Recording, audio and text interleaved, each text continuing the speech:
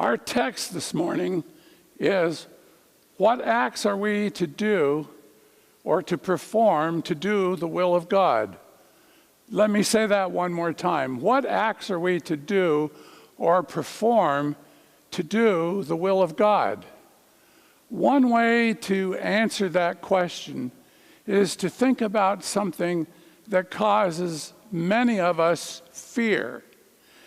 And what causes us fear may take place next Sunday when we gather here for public worship for the first time in a long time. People have already given voice to that fear.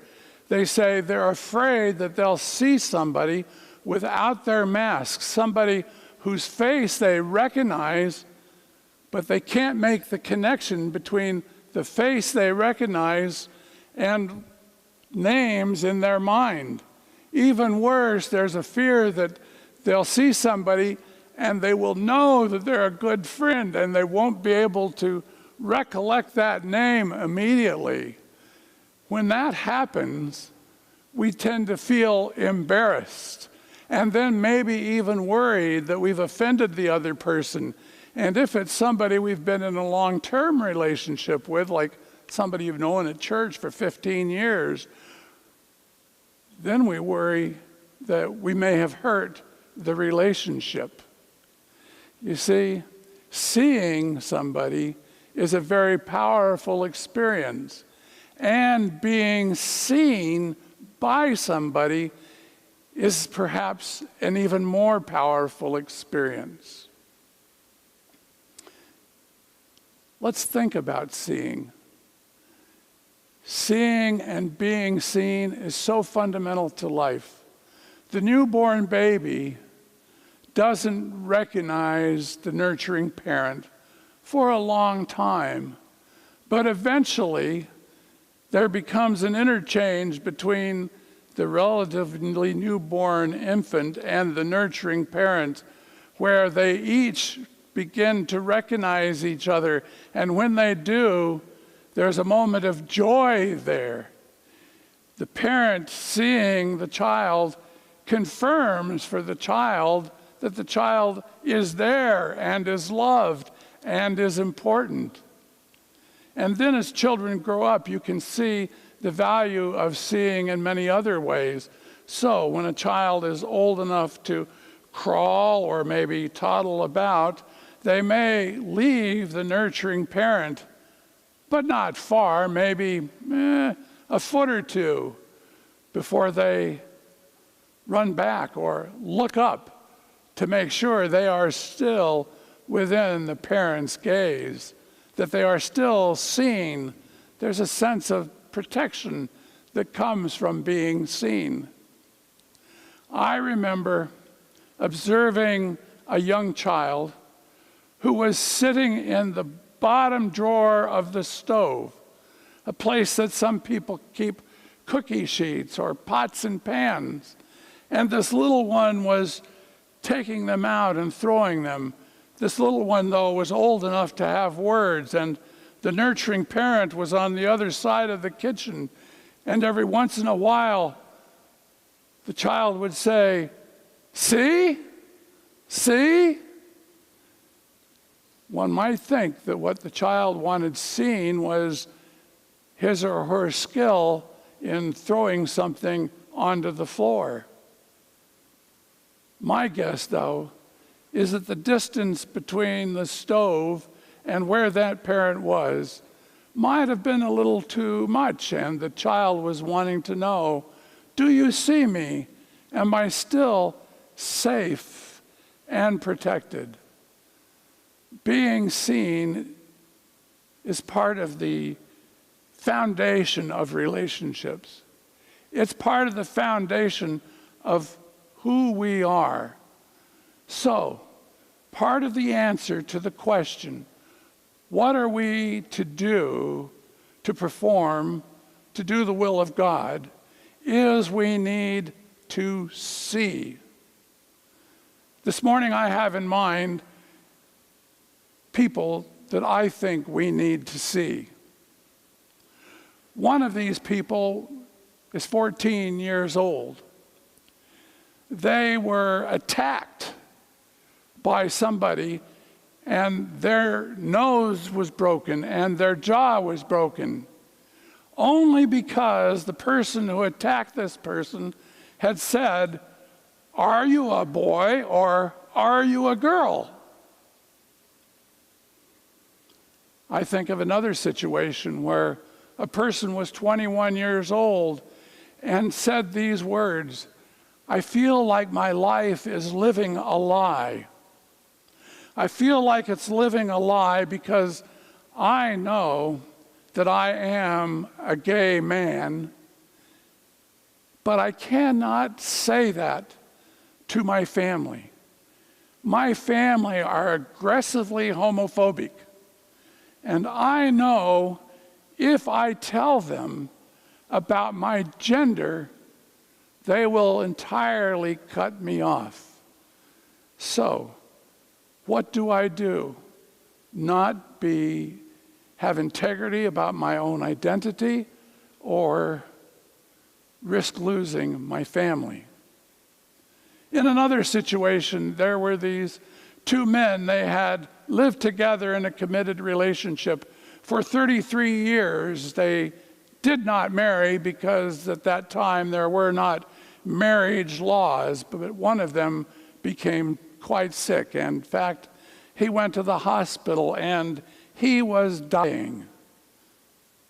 They were married together for 33 years because they were not seen as having a committed relationship. Another young person confided, "I'm so confused. I don't know who I am. I don't know if my pronouns are he," which would mean he identified himself as a male, or I'm a she, which means she identified herself as female, or a they, maybe I'm somewhere in between. But then he went on to say, "I don't have any place where I can talk about this. And so in my confusion, I just experience pain." What can we do to perform the will of God? What we can do is what we've been doing here for years at First Presbyterian Church. Only we can do more of it. We can see the part of our population that this church saw when it decided to advocate on behalf of same-sex unions. But we can do more to let people know that this is a safe gathering place. We can do even more to demonstrate our hospitality toward all people, an indication that we see people not in terms of their gender, but in terms of their humanity and their identity. There are places that we can start.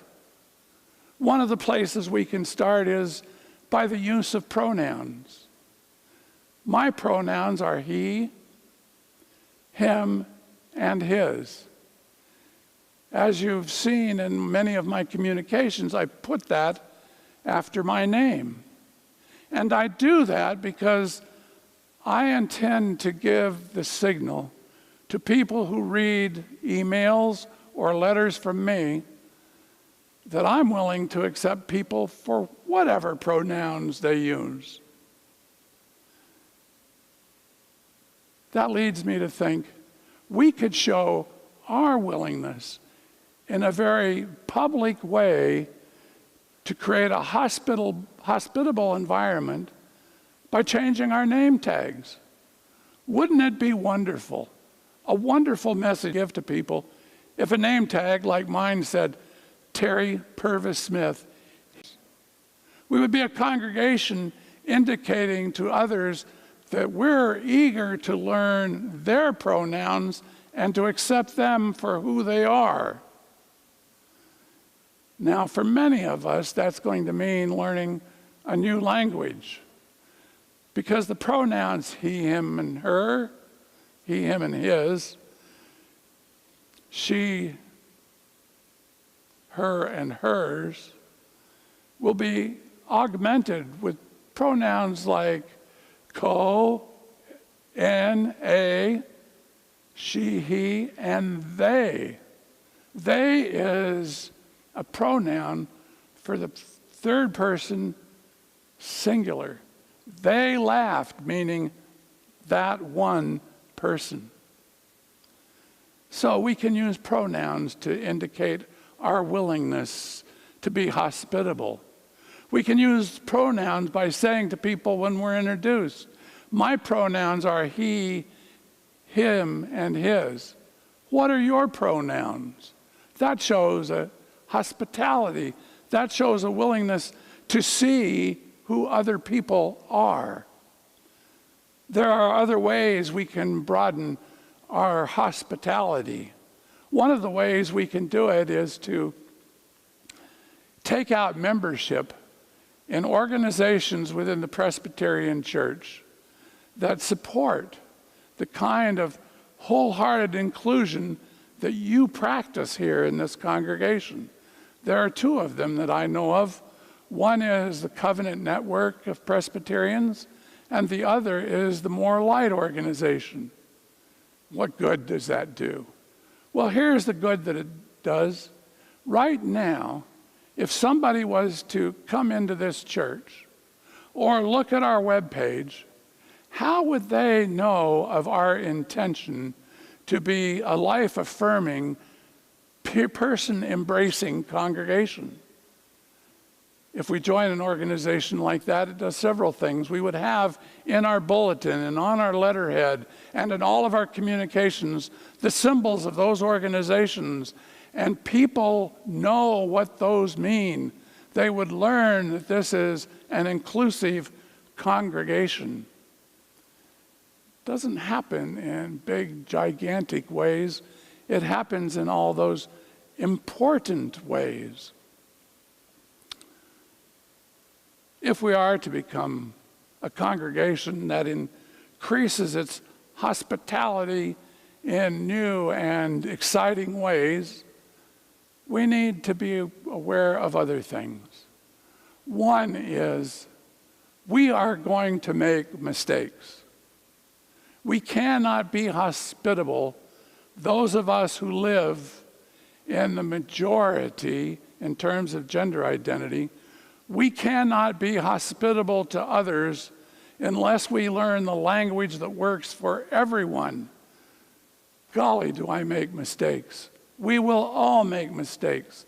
We need to be willing to live with the uncomfortableness of ourselves being learners. What do we need to do to perform the acts of God? Another thing we can do to perform the acts of God is on November 20th, people who are transgender will be holding Transgender Days of Remembrance. We could hold a worship service for Transgender Days of Remembrance to celebrate the lives of all the people who we don't know, but who have held significant acting, political, military, social, ministerial roles that we didn't even know because they had to keep it undercover, under wraps. The Day of Remembrance is a day to celebrate their presence and success, and also to acknowledge the transgender people whose lives have been taken because other people were uncomfortable with their presence. Wouldn't it be wonderful to host an event like that in the city of Iowa? So, the text says, what can we do, or what can we perform to do the will of God? We can see people. We can take affirmative actions that show that we see and are willing to understand. We can learn from others. We can celebrate with joy new relationships. Let me just point out one other implication of what becoming even a more broadly hospitable organization will do.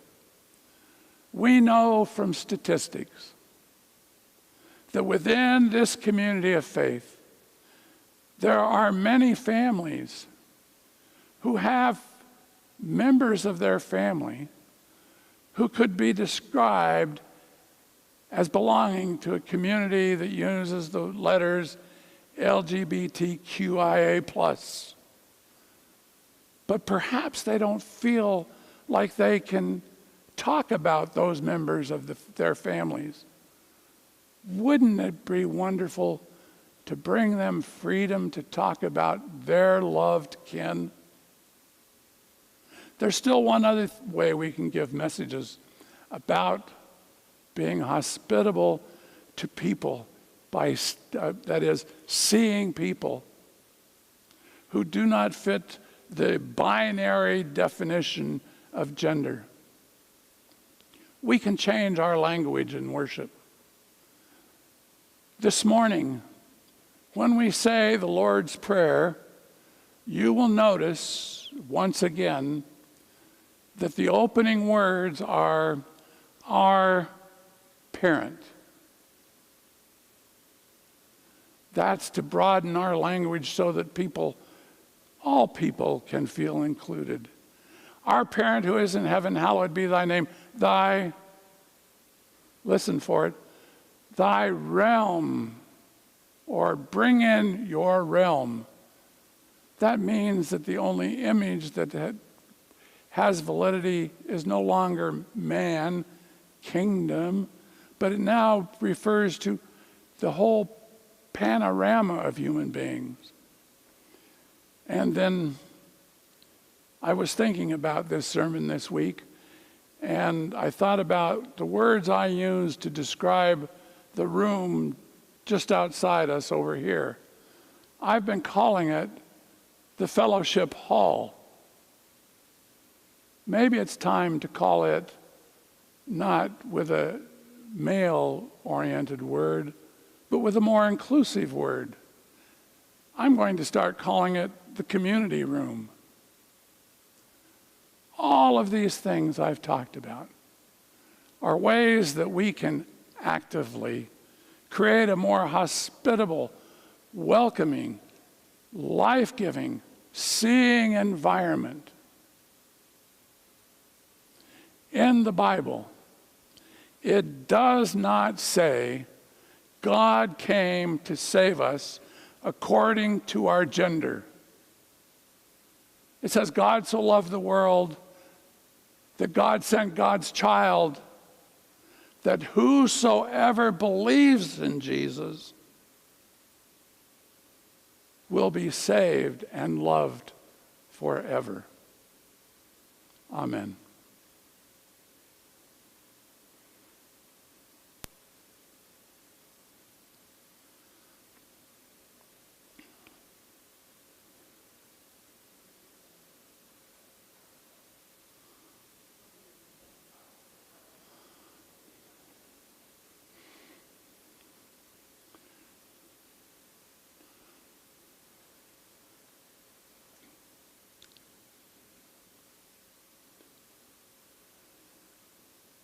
I charge you to present yourself to the world in a way that indicates you're willing to see and to affirm those that we have not seen and affirmed before.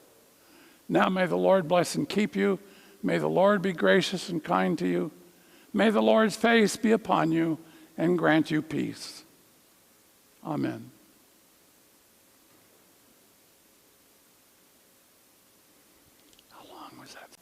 Good.